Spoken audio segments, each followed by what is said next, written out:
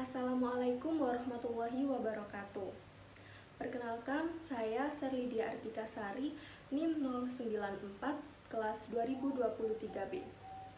Kepada yang terhormat Pak Galih Wahyu Pradana selaku dosen pengampuh mata kuliah kepemimpinan, serta teman-teman yang berbahagia. Pada kesempatan kali ini, saya akan mempresentasikan materi mengenai deskripsi pemimpin publik, yaitu Jenderal Besar TNI Purnawirawan Haji Muhammad Soeharto. Berikut merupakan paparan materi dari saya. Sebelum itu, saya akan menjelaskan mengenai arti kepemimpinan. Kepemimpinan merupakan kemampuan seseorang untuk mempengaruhi orang-orang yang sedemikian rupa agar mencapai tujuan yang diinginkan bersama-sama dan hasil yang sebesar-besarnya dengan terjalinnya kerjasama. Kepemimpinan bukan hanya tentang pangkat ataupun jabatan, tetapi tentang bagaimana seseorang dapat membangun kepercayaan, menginspirasi, serta mendorong orang lain untuk bekerja sama secara efektif. Selanjutnya yaitu teori kepemimpinan. Teori kepemimpinan adalah sekumpulan gagasan yang menjelaskan bagaimana seorang pemimpin dapat memimpin dan mempengaruhi orang lain untuk mencapai tujuan bersama. Teori ini membantu kita untuk memahami berbagai gaya kepemimpinan, karakteristik pemimpin yang efektif, serta bagaimana pemimpin dapat beradaptasi dengan situasi yang berbeda. Pemimpin yang efektif dapat menggunakan berbagai teori kepemimpinan untuk beradaptasi dengan situasi yang berbeda dan mencapai hasil yang optimal. Selanjutnya yaitu mengenai biografi tokoh pemimpin publik Jenderal Besar TNI Purnawirawan Haji Muhammad Soeharto. Jenderal Besar TNI Purnawirawan Haji Muhammad Soeharto atau yang biasa disebut Soeharto merupakan presiden kedua Indonesia. Tidak hanya itu, beliau juga merupakan presiden jabatan paling lama, yaitu dengan memimpin negara selama 32 tahun, yaitu pada tahun 1967 sampai dengan 1998. Masa kepemimpinannya yang dikenal sebagai Orde Baru, Presiden Soeharto mendapat julukan sebagai Bapak Pembangunan Nasional karena menjadi presiden yang merancang program pembangunan Repelita atau rencana pembangunan 5 tahun. Teori kepemimpinan Soeharto. Soeharto memiliki teori kepemimpinan Greatman. Teori Greatman merupakan teori tentang seorang pemimpin besar terlahir sebagai pemimpin yang memiliki berbagai ciri-ciri individu yang sangat berbeda. Ciri-ciri tersebut mencakup karisma, intelijensi, kebijaksanaan, dan dapat menggunakan kekuasaan yang dimilikinya untuk manusia. Teori kepemimpinan Greatman Soeharto berfokus pada karakteristik dan kualitas pribadi Soeharto yang dianggap sebagai faktor kunci dalam kesuksesannya memimpin Indonesia selama 32 tahun. Teori ini dilandaskan pada asumsi bahwa pemimpin besar dilahirkan dengan bakat dan kemampuan luar biasa yang membedakan mereka dari orang kebanyakan. Soeharto dikenal sebagai pemimpin yang tegas dan berani mengambil keputusan. Ia tidak ragu untuk bertindak demi mencapai tujuannya, bahkan ketika menghadapi situasi yang sulit. Beliau merupakan seorang pragmatis yang lebih fokus pada hasil daripada ideologi. Ia bersedia mengambil langkah-langkah yang dianggapnya perlu untuk mencapai stabilitas serta pembangunan ekonomi. Pencapaian Soeharto ketika menjabat sebagai presiden. Yang pertama yaitu stabilitas politik dan ekonomi. Seperti halnya dalam membawa stabilitas politik dan ekonomi setelah periode pergolakan pasca kemerdekaan, lalu menekankan laju inflasi dan meningkatkan pertumbuhan ekonomi sampai dengan mencapai swasembada pangan. Yang kedua yaitu pendidikan dan kesehatan.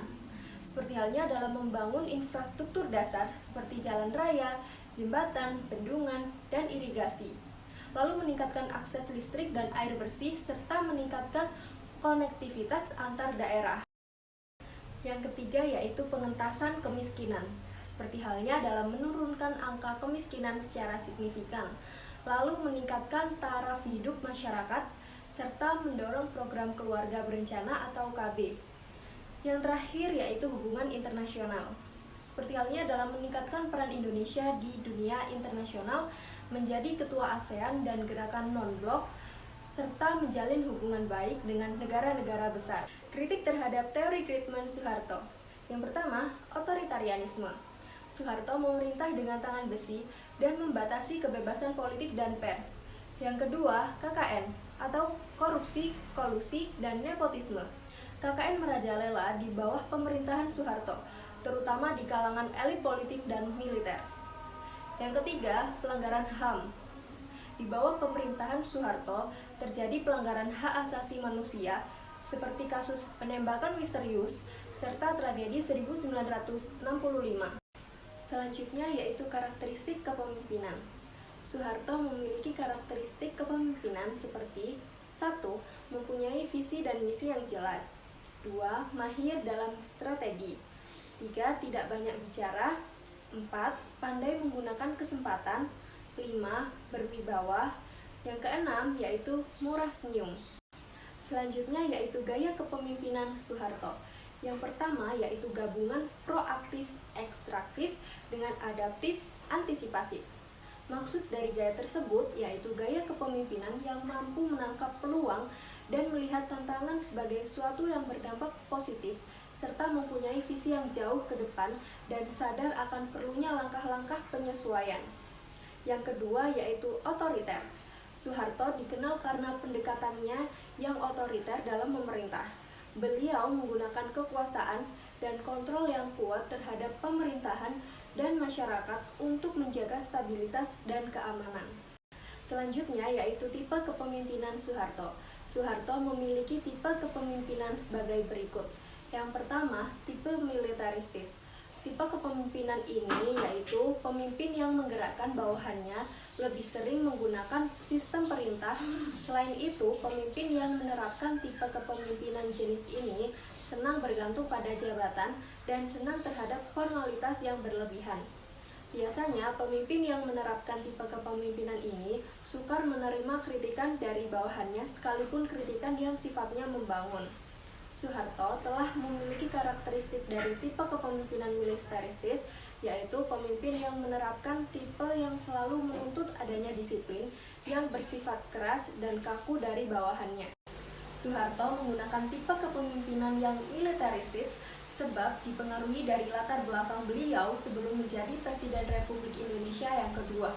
Soeharto merupakan seorang jenderal yang sudah terbiasa menerapkan sistem komando dalam menjalankan tugasnya. Maka tak heran jika kebijakan atau peraturan yang dibuat dan ditetapkan oleh Soeharto itu selalu bersifat kaku dan memaksa. Selain itu, pada masa kepemimpinan Soeharto, memang ada keberpihakan beliau terhadap ABRI. Hal ini dibuktikan dengan adanya kebijakan duifungsi ABRI pada masa Orde Baru.